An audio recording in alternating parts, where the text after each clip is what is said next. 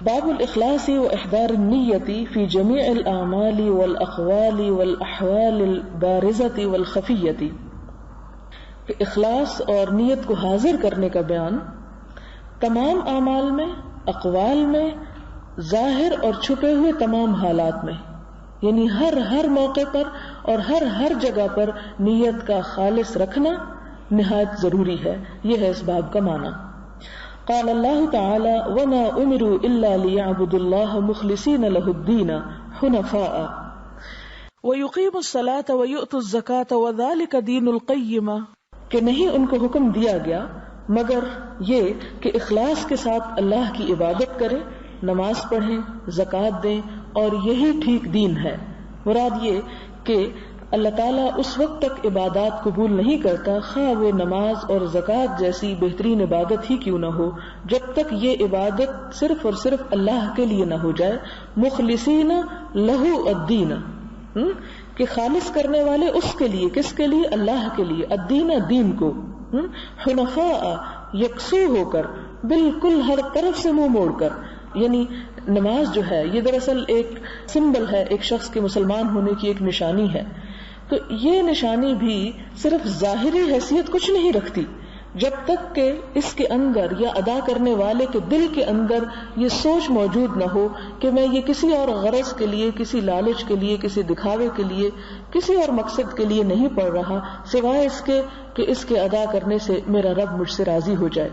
اور اسی طرح مالی قربانیوں میں زکوٰۃ نمبر 1 ہے، تو وہ بھی اس وقت تک ادا نہیں ہوتی جب تک کہ انسان کی نیت سب سے کٹ کر صرف اللہ کی طرف نہ ہو جائے. پھر سورۃ الحج کی آیت نمبر 37 میں ہے لن ینال اللہ لحومها ولا دماؤها ولکن ینالہ التقوی منکم، کہ اللہ کو ان کا گوشت اور خون یعنی قربانی کا نہیں پہنچتا، لیکن اس کو تمہارے دل کا تقوی پہنچتا ہے، تمہارے دل کا ادب پہنچتا ہے. اور دل کا تقوی سے مراد یہاں پر خلوص نیت ہے. یعنی قربانی جب انسان کرتا ہے تو گوشت اور خون اس کی خدا کو ضرورت نہیں. جیسا کہ آپ جانتے ہیں کہ اہل عرب قربانی کرنے کے بعد گوشت اور خون کو خانہ کعبہ کی دیواروں پہ جا کے رگڑتے اور ملتے اور اس کے گھر میں جا کے رکھتے تھے. تو اللہ تعالیٰ نے اس پریکٹس سے روک دیا اور فرمایا کہ نہیں، اللہ کو ان چیزوں کی ضرورت نہیں، وہ تو صرف یہ دیکھتا ہے کہ تمہارے اندر کے جذبات اس کام کے کرتے ہوئے کیا تھے. پھر اسی طرح سورۃ آل عمران میں فرمایا قل ان تخفوا ما فی صدورکم او تبدوہ یعلمہ اللہ،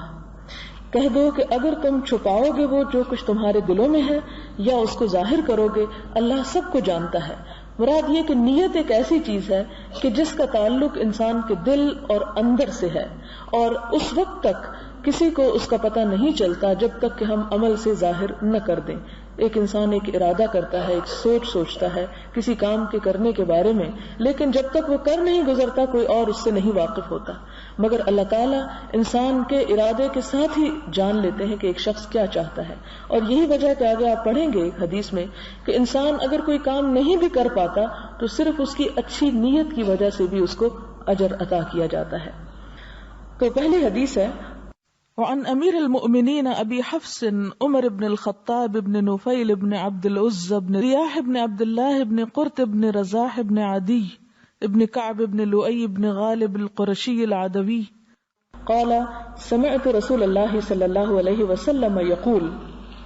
یہاں پر حضرت عمر بن خطاب کی یہ روایت ہے، اور یہ جو آپ لمبے چوڑے نام پڑھ رہے ہیں، میں حدیث کا ٹیکسٹ اس لیے پڑھنا چاہوں گی کہ وہ الفاظ اور وہ کلام جو حضور اکرم صلی اللہ علیہ وسلم کی زبان مبارک نے ادا کیا، اگر ہم اس موقع پر نہیں تھے وہ سننے کے لیے آپ سے، تو کم از کم ان الفاظ کو تو ہمارے کانوں سے ایک دفعہ ٹکرانا چاہیے اور یہ محسوس کرنا چاہیے کہ یہ وہ چیزیں ہیں جو حضور صلی اللہ علیہ وسلم نے صحابہ کرام کو سکھائیں، وہ الفاظ ہیں جو آپ نے لوگوں کے ساتھ بولے. اور ان الفاظ کو اگر ہم صرف اردو ترجمہ پڑھیں گے تو اس سے وہ روح ختم ہو جائے گی، وہ بات نہیں بنے گی. اس لیے اگرچہ تھوڑا سا آپ پہ گراں بھی گزرے تو تھوڑے صبر کے ساتھ اس عربی عبارت کو سننے کی کوشش کریں، اس کے بعد پھر ترجمہ کیا جائے گا. تو یہ تو خیر حضرت عمر بن خطاب کا سلسلہ نسب تھا. حضور صلی اللہ علیہ وسلم نے فرمایا، اب یہ الفاظ آپ دیکھ رہے ہیں یہ حضور صلی اللہ علیہ وسلم کے الفاظ ہیں، انما الاعمال بالنیات وانما لكل امرئ ما نوى فمن كانت هجرته الى الله ورسوله فہجرتہ الی اللہ ورسولہ ومن كانت ہجرتہ لدنیا یصیبها او امرأۃ ينکحها فہجرتہ الی ما ہاجر الیہ متفق علی صحتہ. رواہ امام المحدثین ابو عبداللہ محمد بن اسماعیل ابن ابراہیم ابن المغیرہ ابن بردزبہ الجعفی البخاری و ابو الحسین مسلم ابن الحجاج ابن مسلم القشیری النیسابوری رضی اللہ عنہما فی صحیحیہما اللذین ہما اصح الکتب المصنفۃ. حضرت عمر بن خطاب سے روایت ہے کہ میں نے رسول اللہ صلی اللہ علیہ وسلم سے فرماتے ہوئے سنا کہ تمام اعمال کا دار و مدار نیتوں پر ہے. ہر شخص کو اس کی نیت کے مطابق اجر ملے گا. جو اللہ اور اس کے رسول کے لیے ہجرت کرے گا تو اس کی ہجرت اللہ اور اس کے رسول کے لیے ہوگی، اور جو دنیا کے حصول کے لیے کرے گا یا کسی عورت سے نکاح کے لیے کرے گا تو اس کی ہجرت اسی کے لیے ہوگی جس کے لیے ترک وطن کیا یا اپنا ملک چھوڑا. اس کو بخاری اور مسلم نے روایت کیا ہے. امام نووی اس حدیث کے بعد میں فرماتے ہیں کہ میں نے یہ حدیث ان دو کتابوں سے لی ہے کہ جن کے بارے میں امت کا اتفاق ہے کہ ہما اصح الکتب المصنفۃ، کہ وہ صحیح ترین تصنیف کی ہوئی کتابیں ہیں، یعنی احادیث کی. یہاں پر ہم دیکھتے ہیں کہ حضور صلی اللہ علیہ وسلم نے اتنا جامع جملہ فرمایا کہ انما الاعمال بالنیات، صرف 3 لفظ، اور اس میں تمام چیزیں سمیٹ دی کہ تمام اعمال کا دار و مدار نیت پر ہے. اب دیکھیں کہ عمل کیا چیز ہوتی ہے. کیا صرف ہاتھ پیر سے کچھ کرنا عمل کہلاتا ہے یا اس کے علاوہ بھی؟ تو عمل انسان کا ذہنی سوچ بھی ہے، عمل انسان کا قول بھی ہے، منہ سے نکلی ہوئی بات بھی ہے، اور عمل انسان کا ہاتھ پاؤں سے یا اس کے اعضاء سے کی ہوئی حرکات کا نام بھی ہے، لوگوں کے ساتھ کیے ہوئے معاملات کا نام بھی ہے. جب یہ فرمایا گیا کہ تمام اعمال، الاعمال کا لفظ آیا، تو اس کا مطلب یہ ہے کہ انسان جو کچھ سوچتا ہے وہ بھی، جو بولتا ہے وہ بھی، اور جو کرتا ہے یا دوسروں کے ساتھ معاملات رکھتا ہے، وہ سب کے سب انسان کے ریکارڈ ہوتے ہیں. جیسا کہ آپ جانتے ہیں کہ کرامن کاتبین انسان کے دائیں اور بائیں موجود ہیں، اور وہ لکھ رہے ہیں جو کچھ انسان کرتا ہے اور جو کچھ انسان بولتا ہے. اور وہ جب کتاب ہماری تیار ہو رہی ہے اور قیامت کے دن اس کتاب کا جب وزن ہوگا تو وہ کتاب ہمیں کس ہاتھ میں دی جائے گی، وہ صرف یہ نہیں دیکھا جائے گا کہ ایک شخص نے کتنے نفل پڑھے، کتنی نمازیں پڑھی، کتنے حج اور عمرے کیے، کتنے صدقہ و خیرات کیے، بلکہ کیا دیکھا جائے گا کہ ان سب کاموں کے نیچے بنیاد کیا تھی، اس کے نیچے نیت کیا تھی، اس کی سوچ کیا تھی، اس نے یہ سب کچھ کیوں کیا. کیا دنیا کمانے کے لیے، اللہ کی رضا پانے کے لیے، شہرت حاصل کرنے کے لیے، نیک نامی پانے کے لیے، کس غرض سے؟ ہر شخص کی غرض مختلف ہو سکتی ہے. لہذا انسان کو وہی کچھ ملے گا جو اس نے نیت کی ہوگی. یعنی اگر کسی کے ساتھ اچھا ظن رکھا یا برا ظن رکھا تو اس کے پیچھے بھی جو نیت ہوگی وہ کاؤنٹ کی جائے گی، اور جس لیول کی نیت ہوگی اتنا ہی وزن اس سوچ کو دیا جائے گا، اس کی اچھائی اور برائی کو. اسی طرح انسان ایک بات اپنے منہ سے نکالتا ہے، لیکن عموماً دیکھا جاتا ہے کہ ہم اس کے اوپر کوئی غور و فکر نہیں کرتے، اور وہ بات ایک بات ہی ہوتی ہے. لیکن اس بات کا اصل وزن زیادہ یا کم ہونا نیکی یا برائی کے پلڑے میں وہ اس کے مطابق ہوگا جس طرح کی انسان کی نیت ہوگی. اگر نیت اچھائی کی ہوگی تو وہ اچھی بات، اور اگر بات کرنے کے پیچھے نیت خراب ہوگی تو خواہ وہ کتنی ہی خوبصورت بات کیوں نہ کرے، انسان کو اس پر کوئی صلہ نہیں ملے گا، یا وہ عمل جو ہے اس کو فائدہ نہیں پہنچائے گا. اسی طرح لوگوں کے ساتھ معاملات سے ہماری زندگی بھری ہوئی ہے، ان تمام معاملات میں بھی ہم یہ دیکھتے ہیں کہ ہمیں اسی عمل پر اجر ملے گا جس عمل پر ہماری نیت اچھی ہوگی. اب نیت اچھی ہونے سے کیا مراد ہے، اس کی وضاحت خود حضور صلی اللہ علیہ وسلم نے فرمائے کہ انما لکل امرئ ما نوى فمن كانت ہجرته الى اللہ ورسولہ، تو جس کی ہجرت اللہ اور اس کے رسول کی طرف ہوگی، یعنی ان کی خاطر ہوگی یا ان کے حکم کے مطابق ہوگی، تو ان کو اس ہجرت کا ثواب ملے گا. یہاں پر نماز کا ذکر نہیں اور روزے وغیرہ کا ذکر نہیں، ہجرت کا ذکر اس حدیث میں کیوں کیا گیا؟ اس کی ایک وجہ یہ ہے کہ نماز پڑھنا بھی بعض اوقات آسان ہوتا ہے، اپنے مال میں سے ایک حصہ دے دینا کسی کو وہ بھی آسان کام ہے، کچھ دیر بھوکا پیاسا رہ لینا بھی آسان کام ہے، لیکن اللہ کی خاطر اپنا سارا گھر بار، اپنا کنبہ قبیلہ، اپنے رشتہ دار، اپنا ماحول، اپنا سب کچھ چھوڑ دینا، یہ ایک انتہائی مشکل کام ہے، بہت مشکل کام ہے، اور یہ اعمال میں ایک اعلیٰ ترین درجے کی نیکی ہے۔ اس نیکی کو بطور مثال فرمایا کہ اگر کوئی شخص اس لیے ہجرت کرتا ہے، یعنی مثال کے طور پر اس دور میں مکہ سے مدینہ کی طرف ہجرت ہوئی کہ مکہ کا گھر اگر کسی نے اللہ اور اس کے رسول کی خاطر چھوڑا تو اس کا یہ عمل اس کو فائدہ دے گا،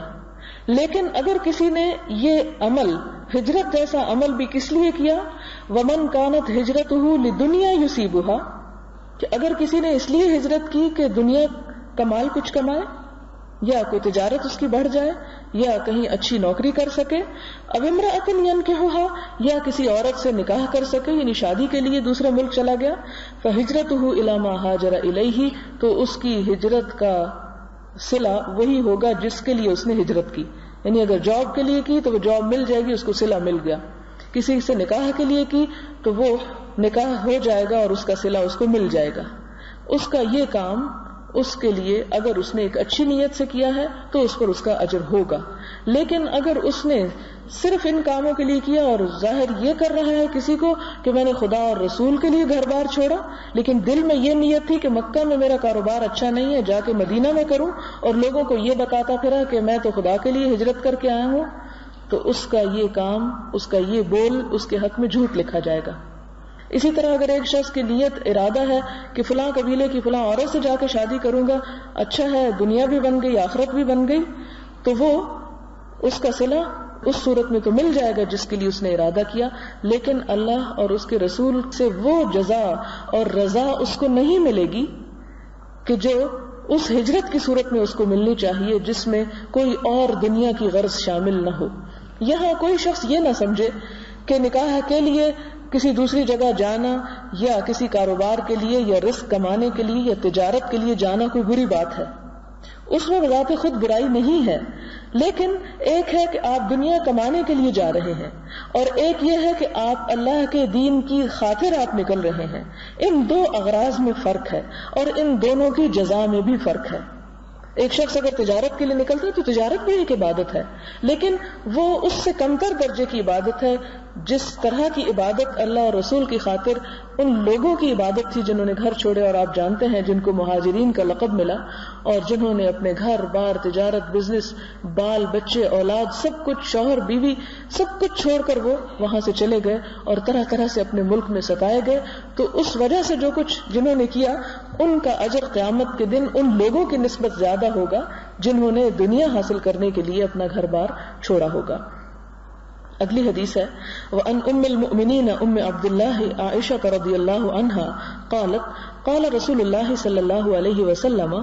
يغزو جيش الكعبة فإذا كانوا ببيداء من الأرض يخسف بأولهم وآخرهم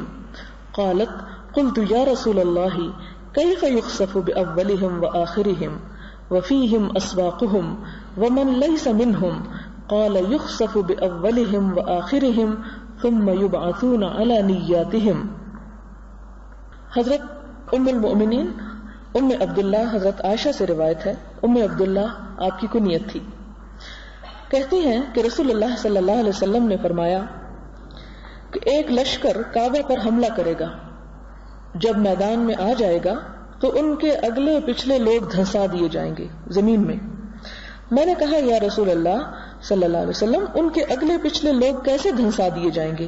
حالانکہ ان میں بازار کے لوگ بھی ہوں گے اور وہ لوگ بھی ہوں گے جو حملہ کرنے والوں کے شریک نہیں۔ آپ نے فرمایا سب دھنسا دیے جائیں گے لیکن اپنی اپنی نیتوں کے مطابق اٹھائے جائیں گے۔ اب یہاں پر مسلم کی روایت میں الفاظ اس طرح ہیں کہ فَقُلْنَا إِنَّ الطَّرِيقَ تَجْمَعُ النَّاسَ، ہم نے عرض کیا کہ اللہ کے رسول صلی اللہ علیہ وسلم راستے میں تو ہر طرح کے لوگ جمع ہوتے ہیں، یعنی ایک جگہ پر جہاں ایک لشکر جا رہا ہوتا ہے اس زمین پر اس لشکر کے علاوہ اور لوگ بھی جا رہے ہوں گے، کوئی کسی تجارت کی نیت سے جا رہا ہوگا، کوئی کسی کاروبار کی نیت سے جا رہا ہوگا اور کوئی سفر کر رہا ہوگا،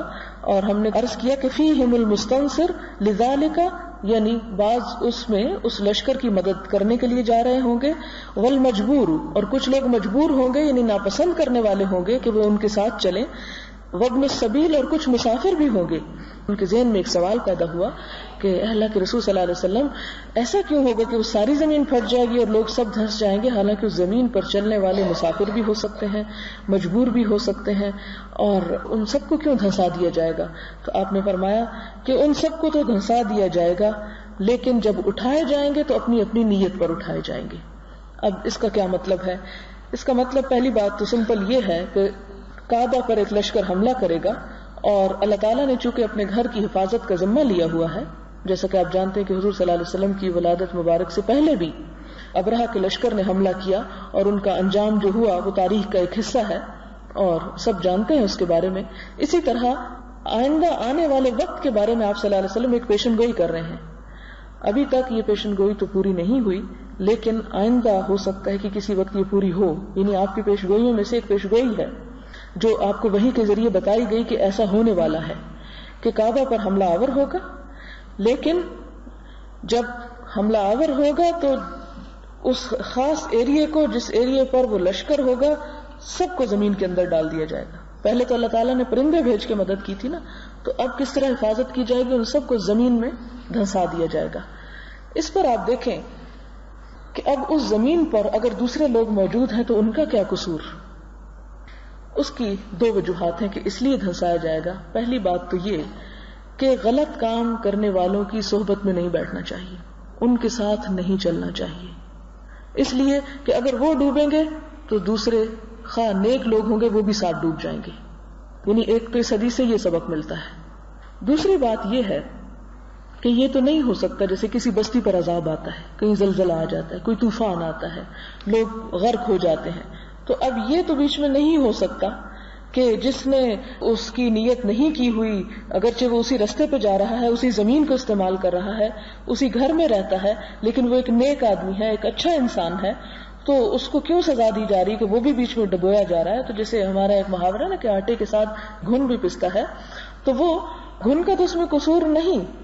یا پسنے کے لیے تو نہیں، لیکن چونکہ گھن جو ہے وہ آٹے کو لگا ہوا ہوتا ہے، اس کی صحبت اختیار کیے ہوئے ہوتا ہے، اس لیے اس کے ساتھ گندم کے ساتھ وہ بھی پس جاتا ہے، اگر وہ اس کے اندر نہ جاتا تو وہ نہ پستا۔ اسی طرح یہ لوگ جن راہوں پر، یہ برے لوگ بدنیتی کے ساتھ جن راہوں پر جا رہے ہوں گے، وہ لوگ ان لوگوں کے ساتھ بھی چلنا۔ اسی لیے کہتا ہے نا کہ اگر کوئی شخص کسی ظالم کا ساتھ دیتا ہے تو اس کے ظلم کے ساتھ دینے کی وجہ سے عرش الہی ہل جاتا ہے۔ اللہ تعالیٰ اتنا غضبناک ہوتا ہے جب کوئی شخص کسی ظالم کو مدد فراہم کرتا ہے یا اس کا سہارا بنتا ہے۔ تو اسی طرح جو لوگ کعبہ کو ڈھانے جا رہے ہوں گے، ان کے ساتھ جو بھی ہوں گے، کیا ان کی نیت ہے یا نہیں، وہ سب ڈبو دیے جائیں گے۔ کیوں؟ کیونکہ یہ تو نہیں ہو سکتا کہ زمین اتنا ٹکڑا کھڑا رہ جائے اور باقی ڈوب جائے، اور یہاں سے ٹکڑا بچ جائے اور یہاں سے بچ جائے، نہیں، وہ سب کے سب اندر جائیں گے۔ اب یہ کہ وہ جو بیچارے بغیر جرم کے مارے گئے، تو مرنا تو ہر ایک کو ہے ہی، لیکن قیامت کے دن جب اٹھائے جائیں گے تو ہر ایک اپنی اپنی نیت پر، وہ جو کعبہ کو ڈھانے کی نیت سے جا رہا تھا وہ مجرم کی حیثیت سے اٹھایا جائے گا، اور وہ جو بغیر کسی نیت، بغیر کسی ارادے سے صرف ایک مسافر تھا اور اس زمین پر جا رہا تھا، تو وہ بغیر کسی جرم کے اٹھایا جائے گا۔ اسی لیے سورۃ یاسین میں آپ پڑھتے ہیں، اللہ تعالیٰ فرماتے ہیں وَامْتَازُوا الْيَوْمَ أَيُّهَا الْمُجْرِمُونَ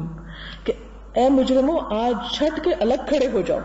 یعنی دنیا میں اگرچہ تم سب ایک ہی جگہ پر تھے، ایک ہی جیسے عمل کر رہے تھے اور بظاہر تمہارے اعمال میں کوئی زیادہ فرق نہیں تھا، لیکن کچھ لوگوں کے بظاہر اچھے اعمال بھی انہیں مجرموں کی صف میں کیوں کھڑے کر دیں گے؟ اس لیے کہ ان کے پیچھے ان کی نیت اچھی نہیں ہوگی، یعنی وہاں پر کوئی پہچان نہیں سکے گا۔ اور سب لوگ جیسے دنیا میں اکٹھے ایک ماحول میں رہتے ہیں، ایک قبرستان میں دفن کیے جاتے ہیں، ایک جگہ پر اٹھتے بیٹھتے کھاتے پیتے تعلقات رکھتے، تو بظاہر عموماً کوئی بڑا فرق نظر نہیں آتا عام طور پر، لیکن فرق کہاں ہے اسلام کے نقطہ نظر سے؟ انسان کے اندر، اس دل کے اندر جس قسم کی سوچ ہوگی، جس قسم کا خیال ہوگا، جس قسم کی نیت ہوگی، اس نیت کے ساتھ ہی انسان دفن ہوگا اور وہ نیت لیے ہوئے ہی دوبارہ اٹھے گا، اور جب اٹھ کے کھڑا ہوگا تو اس کا شمار اور اس کا